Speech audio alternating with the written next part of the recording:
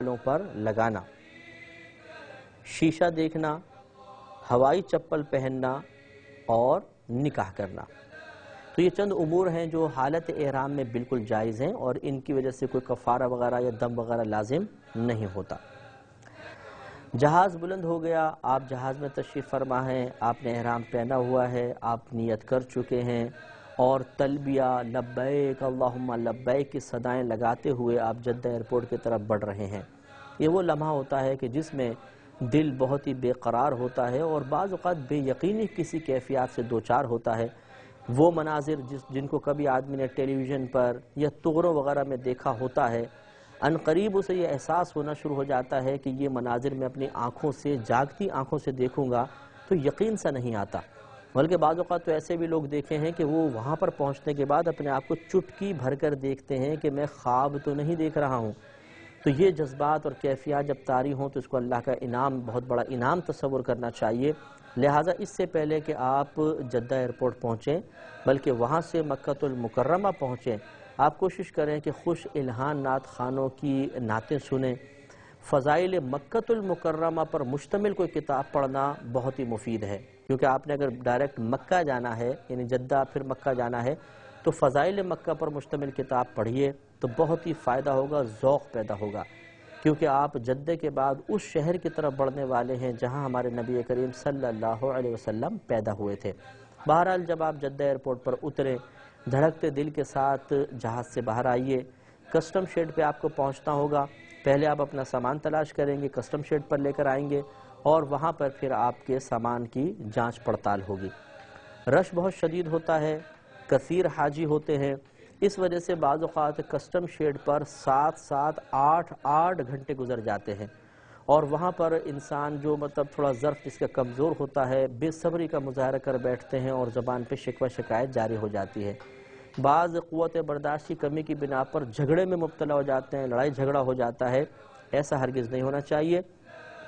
آپ پہلے ہی ذہن بنا کر جائیے کہ وہاں پہ ہم نے صبر و تحمل کا مظاہرہ کرنا ہے، ایثار کا مظاہرہ کرنا ہے، کسی مسلمان بھائی کو آنکھ سے، زبان سے، ہاتھ سے تکلیف بالکل نہیں پہنچانی ہے، اور کوئی دانستہ یا نادانستہ اگر ہمیں تکلیف پہنچائے گا تو ہم انشاءاللہ ان سے درگزر کرتے چلے جائیں گے۔ اس لیے بہت ہی صبر و تحمل کا مظاہرہ کرنا ضروری ہے۔ اب جب آپ کسٹم شیڈ پہ اپنا سامان وغیرہ چیک کرا کے فارغ ہو گئے، اب آپ باہر تشریف لائیں گے۔ وہاں پر معلم کی بسیں موجود ہوں گی جن کے پیسے آپ پہلے دے چکے ہیں، آپ آرام سے سامان رکھیے، اور ہماری گزارش ہے کہ جو معلم کی طرف سے آپ کو ایک پٹا دیا جائے گا، بعض اوقات چمڑے کا ہوتا ہے جس پر معلم کا پورا ایڈریس لکھا ہوتا ہے، تو وہ پٹا اپنے ہاتھ میں ضرور رکھیے۔ خصوصاً جو بوڑھے حضرات ہوتے ہیں، آپ کے والد صاحب ہیں، والدہ ہیں، دادا دادی جا رہی ہیں بالفرض، ان کے ہاتھ میں ضرور رکھیے، کیونکہ بعض اوقات مکہ المکرمہ پہنچنے کے بعد دوران طواف یا استنجا خانے میں جانے کے وقت بچھڑ جاتے ہیں، اور پھر اگر اس قسم کا معلم کا ایڈریس نہ ہو تو بہت زیادہ آزمائش ہوتی ہے، کیونکہ نہ عربی بولنی آتی ہے اور نہ معلم کا ایڈریس معلوم ہوتا ہے، تو بہت ہی شدید آزمائش ہو جاتی ہے، اس لیے ایسا ضرور کریں۔ اس کے علاوہ یہ بھی ہمارا مشورہ ہے کہ بہنوں کے جو برقعے ہوں، ان کے اوپر جو اوپر کا حصہ ہے، اسکارف وغیرہ پہنا ہو، اس پر کوئی ایسی بڑی نشانی لگا دیجئے، کوئی کپڑے کا ٹکڑا یا کوئی اور ایسی نشانی کہ دور سے دیکھ کر آپ انہیں پہچان سکیں۔ اس کا فائدہ یہ ہوگا کبھی رش کی وجہ سے آگے پیچھے ہو جاتے ہیں، خصوصاً طواف کے اندر، خصوصاً میدان عرفات میں، کہ ہزاروں خواتین ایک جیسے برقعے بعض اوقات ہوتے ہیں اور اگر بچھڑ گئیں تو بہت ہی آزمائش آتی ہے، لہٰذا برقعوں پہ بھی کوئی نشانی لگا لیں تو بہت ہی بہتر ہے۔ اب آپ جدہ سے باہر تشریف لائے، ایئرپورٹ سے باہر تشریف لائے، بسوں میں بیٹھے، اور اب آپ کی زندگی کا ایک مبارک ترین سفر شروع ہوا ہے۔ سفر کا آغاز تو خیر پاکستان سے ہو گیا، لیکن اب یہ جو سفر کا حصہ ہے یہ آپ کی زندگی کا بہت ہی خوشگوار اور بہت ہی میٹھا میٹھا ایک سفر ہوتا ہے۔ یہ احساس کہ عنقریب میں اس شہر میں جانے والا ہوں کہ جہاں میرے نبی کریم صلی اللہ علیہ وسلم پیدا ہوئے اور آپ نے اپنی حیات طیبہ کے تقریباً 53 سال گزارے، ان روڈوں سے آپ گزر رہے ہیں جہاں پہ کنفرم ہے کہ نبی کریم بھی ان پہاڑوں کے پاس سے، ان راستوں سے گزرے ہیں، اور ان پہاڑوں نے ہمارے نبی کریم صلی اللہ علیہ وسلم کی زیارت کی ہے۔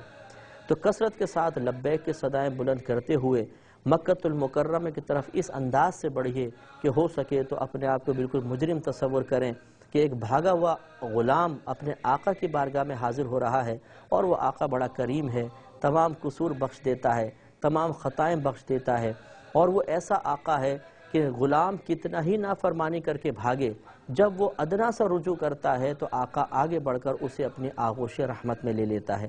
اس قسم کے تصورات کے ساتھ جب آپ مکۃ المکرمہ کی طرف بڑھ رہے ہوں گے اور آنکھوں سے آنسو جاری ہوں گے تو انشاءاللہ آپ کی حاضری کی مقبولیت کی ظاہری علامت بن سکتے ہیں۔